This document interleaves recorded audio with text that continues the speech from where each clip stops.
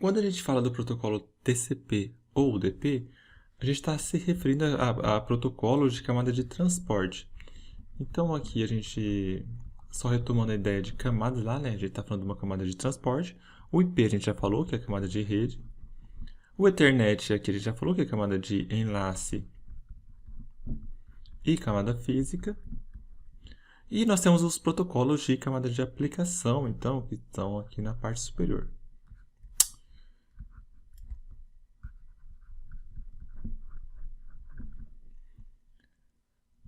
Falando sobre os protocolos de transporte, então, eles são os protocolos mais complexos que existem na rede internet. Então, quando a gente fala ali do TCP, principalmente, ele é o protocolo mais complexo, né? Ele é dito como o mais complexo de toda essa pilha de protocolos aqui. Quando a gente fala sobre esse protocolo, a gente tem alguns conceitos que são fundamentais. Eu vou falar basicamente de dois conceitos principais desses protocolos.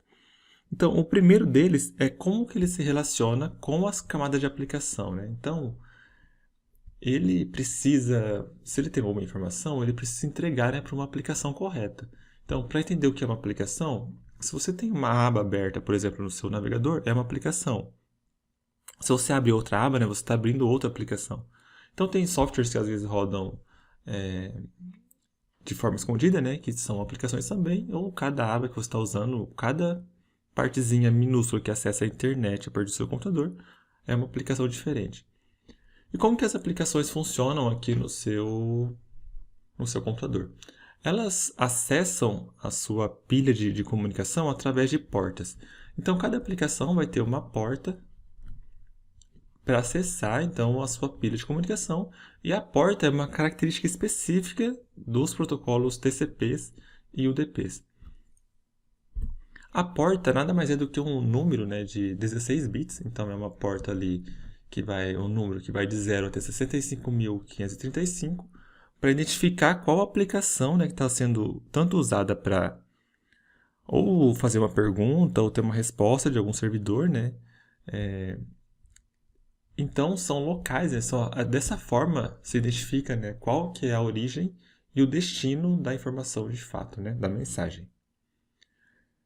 Um conjunto de IP, que a gente já estudou, né, o endereço IP, dois pontos e porta, a gente chama de socket ou de socket. Então, um exemplo é 192.168.5.1, 2.8080, que eu digo o seguinte, olha, conecta nesse endereço IP nesta porta. Então, eu estou meio que endereçando qual aplicação que eu vou estar conectando exatamente, né? Então, não estou se conectando a uma máquina, estou conectando a uma aplicação que está rodando naquela máquina específica. Esses números de endereço IP, obviamente, eles têm algumas categorias, né, que também é regulamentado pela tal da IANA.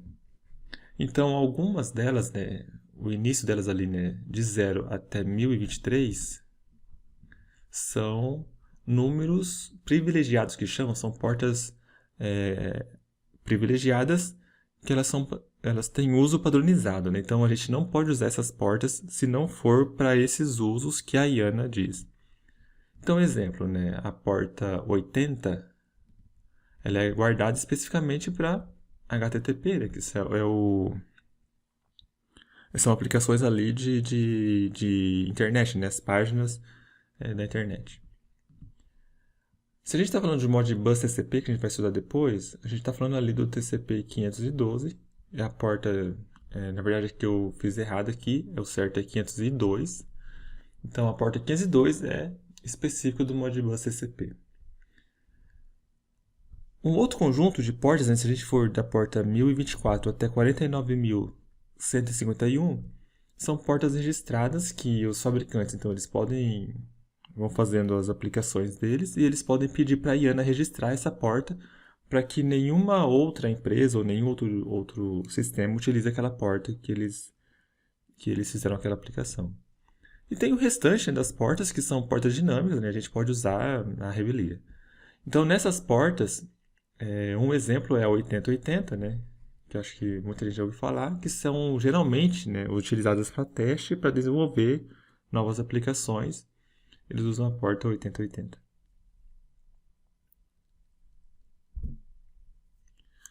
Quando a gente está falando do protocolo TCP, é o Transmission Control Protocol.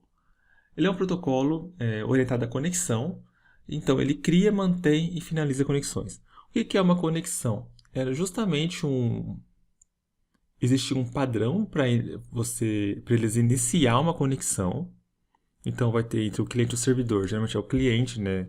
É a máquina que inicia a conexão. Então quando você vai conectar num site, por exemplo, você é o cliente e você está conectando um servidor, que é o local, né, onde tem a informação que você quer acessar. Então você, como cliente, vai iniciar essa conexão. Você vai então ter uma tentativa de conexão, né? Você vai mandar uma informação para o seu servidor através do protocolo TCP. Aí existe uma confirmação dessa conexão e uma confirmação da conexão, né? Então perceba que aqui é um caminho de três pernas, aqui a gente pode pensar assim, 3 vias. E aí, olha, existem confirmações, perceba que o protocolo TCP ele é baseado em confirmações em todos os sentidos. Então, tanto em confirmações que o servidor está entendendo essa tentativa de conexão, quanto uma confirmação de que o cliente entendeu que o servidor entendeu. Então, é bastante seguro aqui, né, o início da conexão. Da mesma forma, conforme vai trocando a informação, para cada minúscula coisa que vai ser enviada, existe uma confirmação daquilo. Então, se alguém pediu alguma informação, se alguém solicitou alguma informação, para qualquer coisa existe a confirmação de que aquele pedaço, né, de informação chegou no destino correto. O protocolo TCP também garante, pessoal, que se essa informação aqui for grande, na verdade essa é uma das principais tarefas dele, tá? Se essa informação for grande, ele vai segmentar essa informação. E ele vai enviar essa informação de forma organizada. E o servidor aqui, mesmo que essa informação chegue de forma aleatória nele, ele vai conseguir organizar essa informação da forma correta. Nesses segmentos, vai conseguir deixar os segmentos na ordem correta. Se algum segmento for perdido, o enviador, né, o transmissor daquela mensagem, vai conseguir detectar que aquela informação foi pedida e vai enviar novamente aquela informação para que o receptor, né, quem estiver recebendo, consiga montar a informação completa. Então, o TCP, pessoal, ele garante uma alta precisão através dessas confirmações dele. E essas confirmações, pessoal, e essa possibilidade de montagem das mensagens é o que torna o protocolo tão complexo, tá? Então, ele teve esse início de conexão, teve essas trocas de informações e confirmações e montagens durante a conexão. E no final, pessoal, quando a informação finalizar, quem estiver transmitindo a informação vai ter que avisar que finalizou, né? Então, ele mandou uma mensagem falando de fim, aí existe uma confirmação desse fim. Então, quem confirmou o fim vai mandar outra informação finalizando também. Então, a finalização é nos dois sentidos. E existe uma confirmação de fim no outro sentido também. Perceba então, pessoal, que existe uma negociação aqui para finalização de quatro caminhos, né?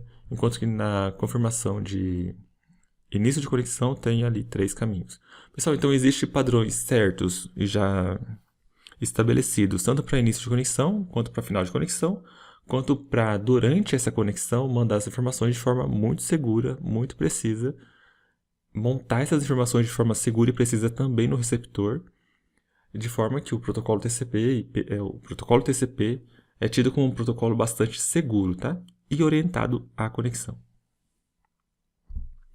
Alguns serviços, pessoal, porém, se a gente pegar o serviço de voz, por exemplo, quando você está conversando no telefone com alguém pela internet, isso é chamado de VoIP, né? Então, esse tipo de voz sobre internet, VoIP, é muito mais importante você manter a taxa, você não ter atrasos na comunicação, né? Você ser o mais tempo real possível, do que você perder um pacote ao outro, né? Então, nesse tipo de serviço, onde a taxa de chegada de pacotes é mais importante do que necessariamente o pacote em si, a informação em si, então existe o protocolo UDP para esses casos, tá? User Datagram Protocol. Nesse caso, é um protocolo não orientado à conexão, ou seja, ele é um protocolo muito simples, onde um pacote é enviado e não tem verificação se chegou ao destino. ele quer garantir que aquele pacote, o fluxo de informações seja mantido e não necessariamente a informação vai chegar corretamente no destino. As informações que se perderem, se perdeu, não tem o que fazer, mas as informações que chegarem no destino já vão ser suficientes. E aí você consegue manter, né, o tempo real, né, o que está gerando.